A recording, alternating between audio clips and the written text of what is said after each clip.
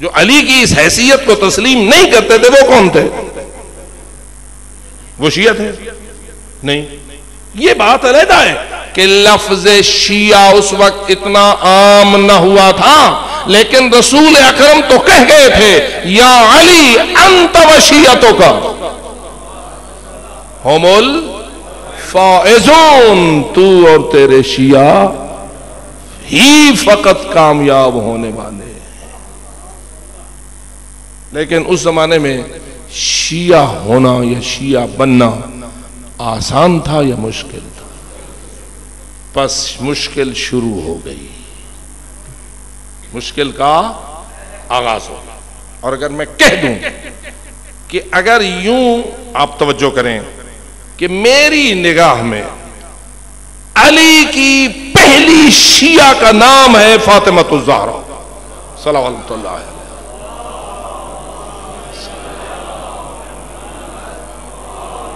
پتہ نہیں آپ بات سمجھ گئے یا نہیں؟ جی شیعہ تھی بی بی یا نہیں؟ علی کی تابعدار تھی یا نہیں؟ علی سے لینے والے پیغامات کو آگے پہنچاتی تھی یا نہیں؟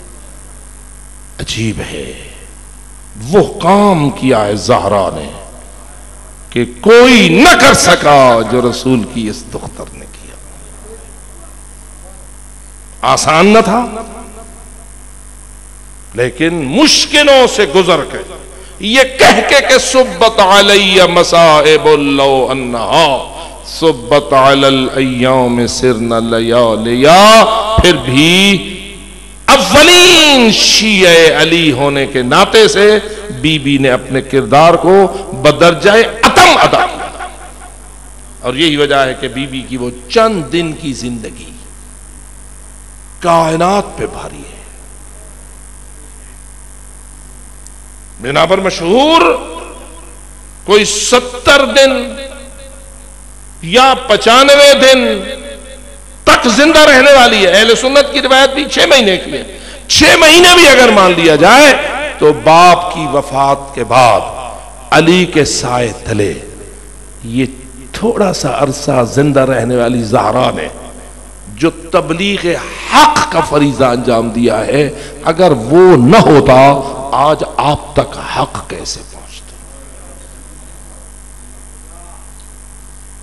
بس میں کیوں نہ کہوں شیعہ نے آل محمد اور مومنین برحق کا کوئی نیک عمل ایسا نہیں جس کے اجر میں زہرا حصہ دار نہ ہو.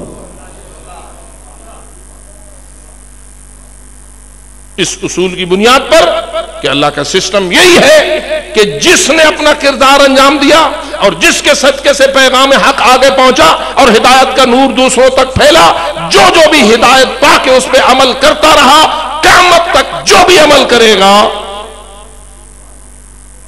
اس بانی کو اس کا اجر برابر. من سن سنتا حسنتا فلہ اجر من عمل بها الى یوم القیامہ. رسول اکرم نے فرمایا جو سنت حسنہ کی بنیاد رکھے گا، قیامت تک آنے والا جو کوئی بھی اس سنت پہ عمل کرتا رہے گا اس کے عمل کی جزا کے برابر وہ اس بانی کو جزا. کبھی کبھی سوچتا ہوں اے زہرا، یہی جو فقط تسبیح زہرا ہے نا، یہ تسبیح زہرا جو آپ پڑھتے ہیں 34 مرتبہ اللہ اکبر، 33 مرتبہ الحمدللہ، 33 مرتبہ سبحان اللہ، اسی کا اجر بھی خزانہ زہرا میں اتنا ہے کہ اس کا گننا تولنا کسی کے بس میں نہیں ہے. کون کر سکتا ہے؟ کیا خیال ہے معصومین کو اجر ملتا ہے یا نہیں؟ ائمہ ہدا کو بھی ان کی خدمات کا اجر اللہ دیتا ہے یا نہیں؟ یا وہ اجر سے محروم ہے؟ فریضہ ہے تو اجر ہے، عمل ہے تو اجر ہے، اطاعت ہے تو اجر ہے، وہ کرتے ہیں. اور اسی لیے میں کہتا ہوں کہ سب سے پہلی شیعہ بایمانہ حضرت فاطمہ زہرا ہے. پھر اس کے بعد جو بھی اس کھاتے میں آپ گنے اور جو تفصیل آئے وہ اپنے مقام پر.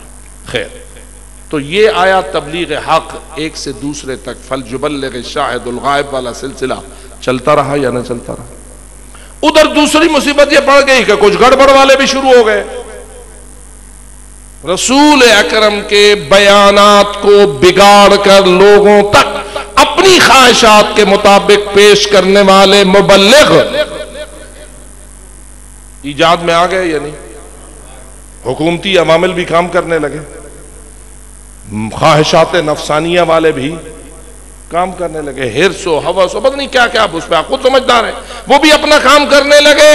اب باطل کی بھی ایک گاڑی چلی اور حق والوں نے بھی اپنے فرض کو انجام دیا، اور حق والوں کا اس لیے سخت ہو گیا فریضہ کہ وہ باطل کی کاٹ بھی کریں، حق کو زندہ بھی رکھیں۔ کیا خیال ہے؟ یہ کام آسان تھا؟ میں سمجھتا ہوں سر دینا آسان ہے، جان دینا آسان ہے، زندہ رہ کے حق کے پرچم کو بلند رکھنا اور باطل کو باطل ثابت کرنا، یہ کام جان دینے سے بھی مشکل ہے۔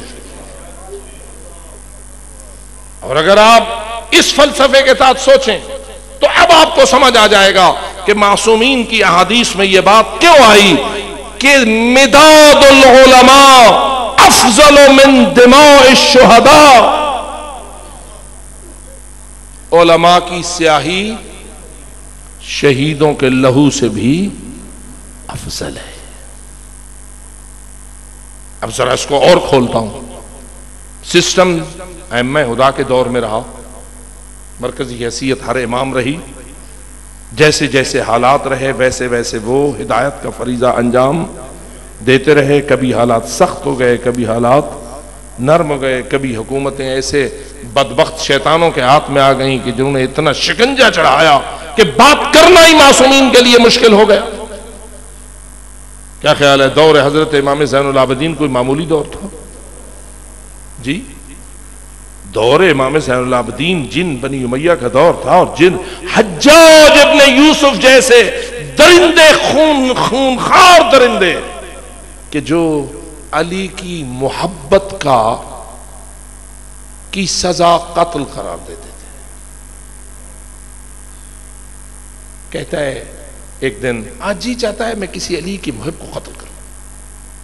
اس کے جو مشیر اور خبیث بیٹھے ہیں وہ کہتے ہیں اس سلسلے پر قمبر ٹھیک ہے، قمبر کو ڈھونڈوا لیا جاتا ہے، قمبر پکڑ کے آ جاتا ہے حجاج کی اس عدالت میں یا اس دربار میں، اور قمبر سے اقرار کرتا ہے تو ہی وہ ہے جو علی کی خدمت کیا کرتا تھا؟ کہا ہاں میں وہی ہوں، میں علی کو وضو دیا کرتا تھا، پانی دیا کرتا تھا، خدمت کیا کرتا تھا۔